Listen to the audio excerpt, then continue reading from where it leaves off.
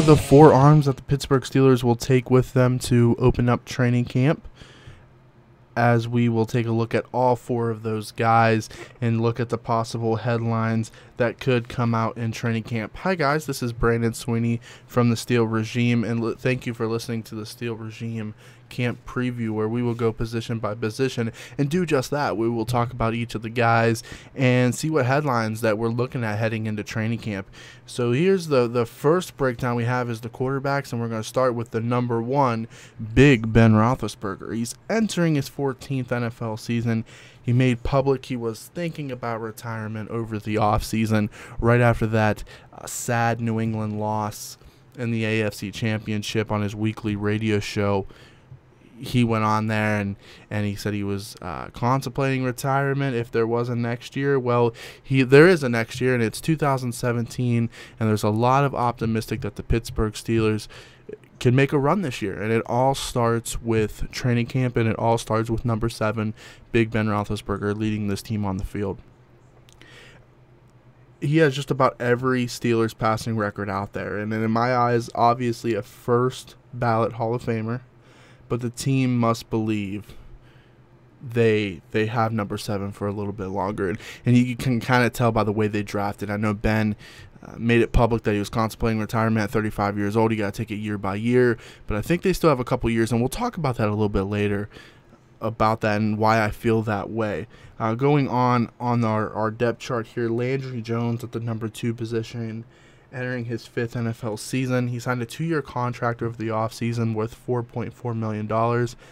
I think Mike Tomlin is right about this guy. He has a good understanding of the offense and is probably the best backup quarterback on the market. If you looked at the quarterback market this offseason, Landry Jones, there's a value to a guy that has been there for 4 years, and he's watched the guy, and he's had some playing time in the preseason and things like that. He's a smart guy and knows that offense. I think there's a value to that, and I think it was a good sign by the Pittsburgh Steelers bringing him back. I know he's not a popular guy around Pittsburgh, and I know a lot of guys are probably rooting for the rookie, and we'll talk about that a little bit later. He started 2 games last season. The Patriots game, he was 29 of 47, 281 yards, 1 touchdown, and 1 interception in that Patriots loss. I feel like they hung in with the Patriots that game.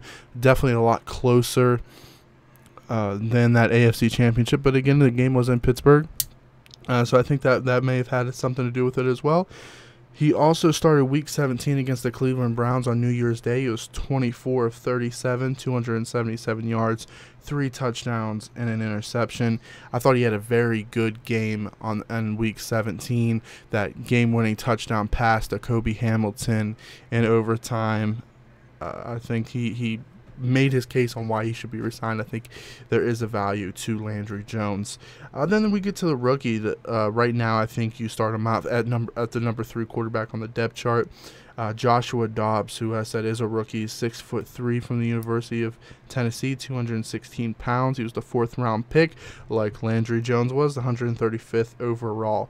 Finished Tennessee his college career with 23 wins and 12 losses, 3-0 in bowl games. Named the SEC Offensive Player of the Year in 2016. As we all know, he's a pretty smart guy, as he majored in aerospace engineering. He's pretty quick. He's pretty shifty. I think he's very raw, though. He has to work on his mechanics. He has to get better with his throwing technique and things like that. But I think Steelers are really going to love this guy when he puts the ball down and takes off for 20 yards. I think the Steeler Nation's really going to be pulling for this guy to take that number 2 spot, but we will talk about that again a little bit later in the show. Getting into that 4th arm that we have, Bart Houston, who is another rookie from the University of Wisconsin, 6'4", 235 pounds. He was named after Green Bay Packer great Bart Starr. At this point, you have to think he's just a camp arm. The Steelers typically don't keep 4 quarterbacks on the roster. Played in 26 games in college, but made just 5 starts, so very raw.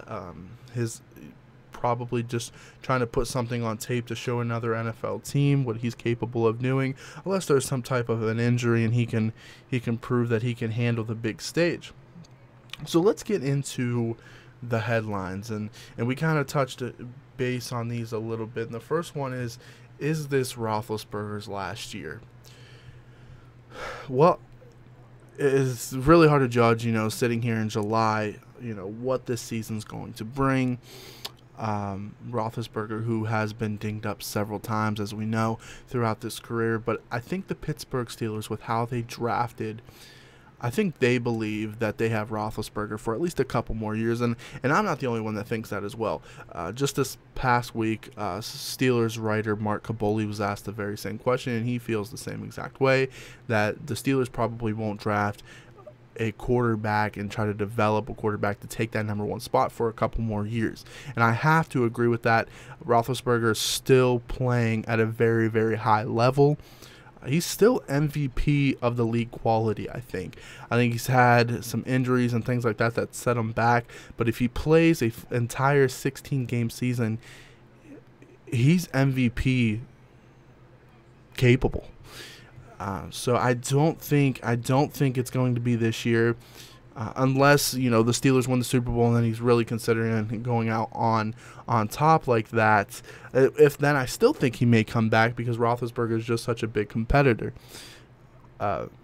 So I don't think it's Ben's last year. I don't think the Pittsburgh Steelers think it's Ben's last year because they waited until the fourth round, although the quarterback talent was not that high in this year's draft. But I don't think the Steelers think it's going to be Ben's last year either. So I think they have a couple more years out of him. Perhaps he plays out his contract with the team, and we'll just go from there. In the second headline, will Josh Dobbs beat out Landry Jones for the backup quarterback position? I know a lot of Steeler fans are probably rooting that Josh Dobbs does, but again, we already touched on both of these headlines here, as this is the last headline here. As I said, there is a value to Landry Jones, a guy that has sat back for 4 years and watched Ben be Ben, and he is a smart guy, Landry Jones, as is Josh Dobbs. But I think he's a little bit more polished at this point than Josh Dobbs is. Now, if Josh Dobbs can go these next 2 years while Jones is on the roster and touch up his game and beat out Landry Jones, and by the time Ben is out the door and compete for that starting job, once Roethlisberger's out the door, then I think the Steelers are happy with what they have with Dobbs. But I don't think he beats out Landry Jones for that backup quarterback position, at least in 2017. The Steelers are confident in Landry Jones. They've proven that. Josh Dobbs will get a lot of playing time in the preseason. I think Landry Jones has had his fair share of preseason time, and I think that more of those snaps are going to go to Josh Dobbs in the preseason now. So that really wraps up the quarterback class, guys. These are the 4 guys that the Pittsburgh Steelers will take with them when the players report on July 27th. We are getting closer. Next, we will take a look at the running backs. So make sure you stick with us and subscribe to the Steel Regime here on YouTube. Remember, we have social media. You can go find us on Twitter and go find us on Instagram. Again, this is Brandon Sweeney. We are getting close to training camp. Here we go.